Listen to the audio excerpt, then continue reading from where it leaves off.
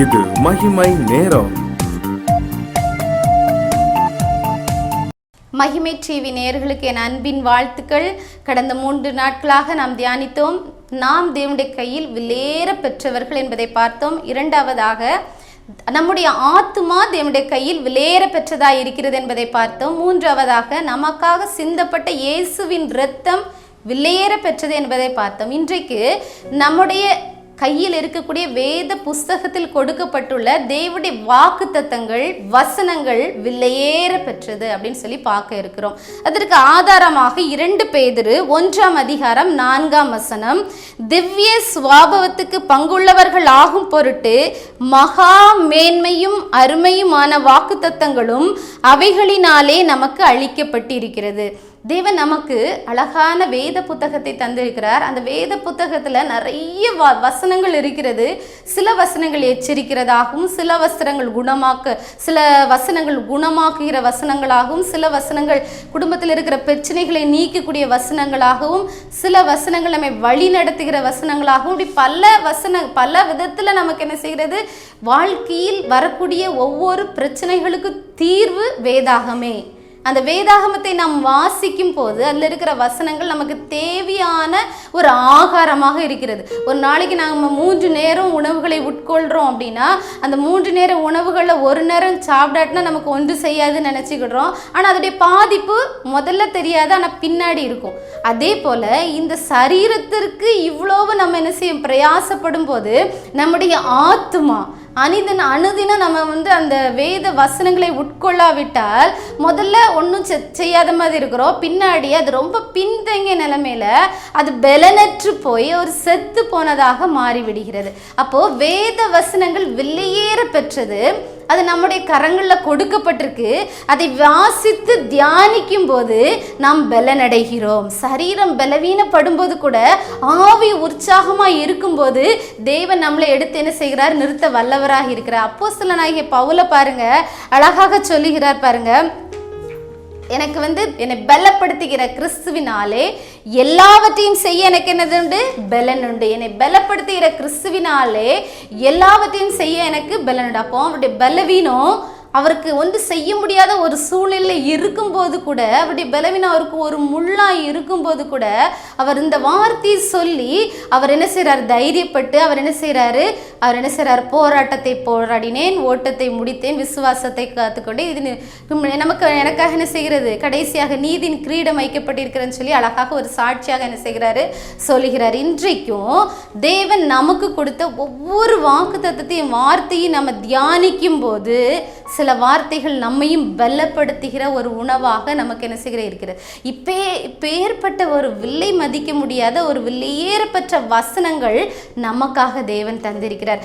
இந்த வருடத்தின் துவக்கத்தில் நம்ம ஒரு தீர்மானம் எடுப்போம். டெய்லி நான் வேதம் வாசிப்பேன், ஜெபிப்பேன், நான் தியானிப்பேன், தேவன் எனக்கு கற்று தந்ததின் மூலம் நான் நடப்பேன் அப்படின்னு சொல்லி நம்ம ஒரு தீர்மானத்தை எடுக்கும்போது நம்ம வாழ்க்கையில் தோல்விகளே வராது, நம்ம வாழ்க்கையில் கஷ்டங்களே வராது. கஷ்டங்கள் வரலாம், போராட்டங்கள் வரலாம், ஆனால் அந்த இடத்துல யார் இருப்பாங்க கூட, அந்த வாழ்க்கையின் பிரயாணத்தில் இயேசு உங்க கூட இருப்பார். பேதுரு எல்லாரும் பிரயாணப்பட்ட அந்த படகுல இயேசு கீழே தூங்கிட்டு இருந்தாங்க. அப்போது ஒரு காற்றடிக்குது, கடல் கொந்தளிக்குது, எல்லாரும் அமிழ்ந்து போகக்கூடிய ஒரு சூழ்நிலை இருக்குது. கீழே போய் எழுப்புறாங்க.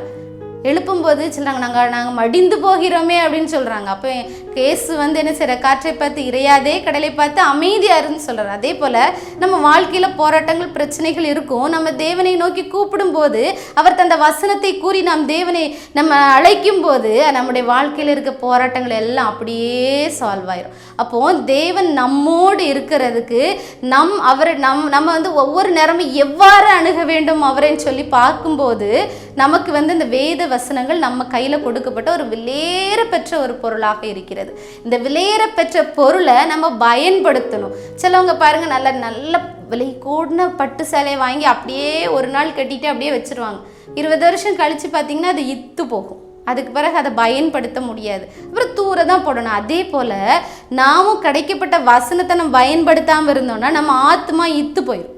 அதுக்கு பிறகு அது எங்கே போகும், நரகத்துக்கு தான் போகும். அந்த இத்து போன ஆத்மாவை நம்ம ஒட்டவும் முடியாது, தைக்கவும் முடியாது. கிழிந்த ஒரு கந்தலான ஒரு ஆடையை போல என்ன செய்கிறோம், மாறிவிடுகிறது.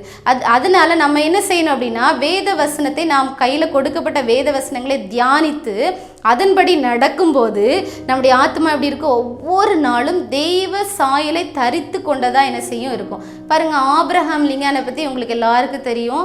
அவர் ஒரு மரம் வெட்டி என்ன செய்கிறாரு, தன்னுடைய குடும்பத்தை என்ன செய்கிறாரு, பிழைப்பை நடத்தி கொண்டு இருக்கிறாரு. தன் பாட்டிகிட்ட நின்று வளர்றாரு. அப்போ உங்கள் பாட்டி ஒரு நாள் ஆபிரகாம் லிங்கனை பார்த்து சொன்னாங்களாம், பேரப்பிள்ளையே, இந்த வேதாகமத்தை விரும்பி வாசி, அது உன்னை விலையேற பெற்றவனாக மாற்றும். இந்த வேத புத்தகத்தை நீ விரும்பி வாசி, அது உன்னை விலையேற பெற்றவனாக மாற்றும்னு சொல்லி அந்த வேத புத்தகத்தை கையில் தூக்கி கொடுத்தாங்களாம். உடனே ஆபிரகாம் லிங்கன்னு பார்த்தாரு, தன்னுடைய வேலைகளை முடித்தாரு. டெய்லி அனுதினம் நினச்ச ஒரு டைம் கிடைக்க நேரம்லாம் வேதத்தை வாசித்தார், அதை நேசித்தார்.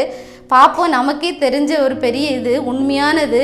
ஒரு பெரிய இந்த அந்த அமெரிக்க நாட்டுக்கு ஒரு பெரிய ஜனாதிபதியாக என்ன செய்கிறாரு, உயர்த்தப்பட்டு ஒரு விலையேற பெற்ற மனிதராக மாற்றப்பட்டார். பாருங்க, அப்போ வேதத்தை நேசிக்கும் போது, வேதத்தை வாசிக்கும் போது இப்படிப்பட்ட சாட்சிகள்லாம் நம்ம முன்னாடி இருக்கு.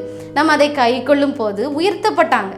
அதே போல் உங்களையும் தேவன் உயர்த்த விரும்புகிறார். நீங்கள் எவ்வளோக்கு எவ்வளவு வேதத்தை வாசிக்கிறீங்க, எவ்வளோக்கு எவ்வளோ அதை தியானிக்கிறீங்க, அப்படி தியானிக்கும் போது உங்களையும் தேவன் என்ன செய்வார், உயர்த்துவார். கையில் வச்சிருக்கிற வேதாகமத்தை திறக்காமல் கோயிலில் பிரசங்கம் பண்ணும்போது மட்டும் நம்ம திறந்து வேத வசனங்களை பார்த்தோம் என்றால் நம்முடைய வாழ்க்கை என்ன செய்யும், மூடப்பட்டு, நம்முடைய வாழ்க்கையில் மேன்மை இல்லாமல், நம்முடைய கதவுகள்லாம் அடைக்கப்பட்டு, நமக்கு கிடைக்கக்கூடிய ப்ரொமோஷன் கிடைக்காம, பிள்ளைகளுடைய வாழ்க்கையில் கிடைக்கக்கூடிய ஆசீர்வாதங்கள் கிடைக்காம தடையாக இருப்பதற்கு காரணம் நாம தான்.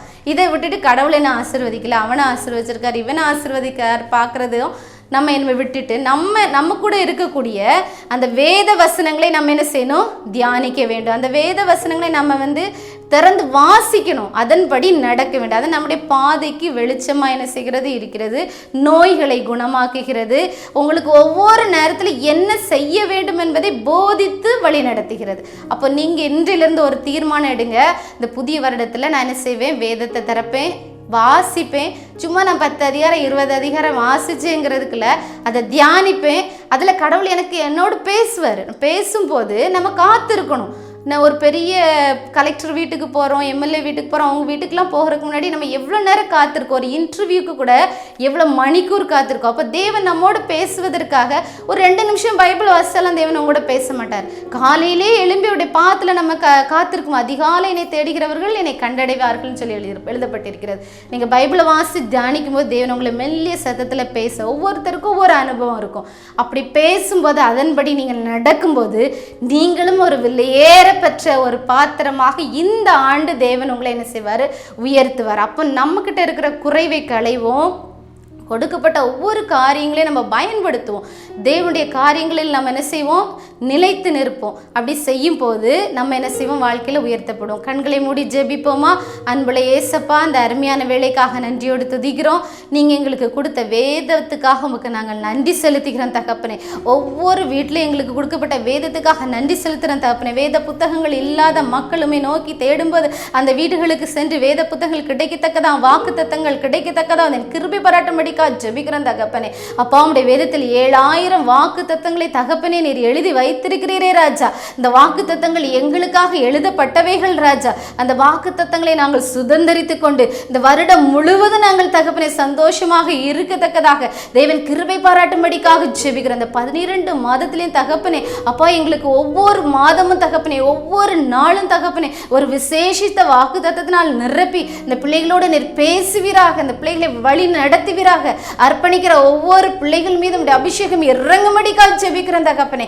அப்பா, உங்கள் மேலே உங்களுடைய அபிஷேகம் இறங்குனதுக்காக உமக்கு நன்றி செலுத்துகிறேன் தகப்பனே. இந்த ஆண்டு விசேஷ ஆண்டாக, ஒரு விலையேற பெற்ற ஆண்டாக மாறத்தக்கதாக அந்த பிள்ளைகளுடைய வாழ்க்கை நீர் ஆசீர்வதிப்பீராக. நீர் அப்படி செய்கிற அன்புக்காக உமக்கு நாங்கள் நன்றி செலுத்துகிறோம், உம்மை துதிக்கிறோம். எல்லா துதிகன மகிமை உமக்கே செலுத்துகிறோம். இயேசு கிறிஸ்துவின் ஜெபிக்கிற ஜீவன் நல்ல பிதாவே, ஆமேன்.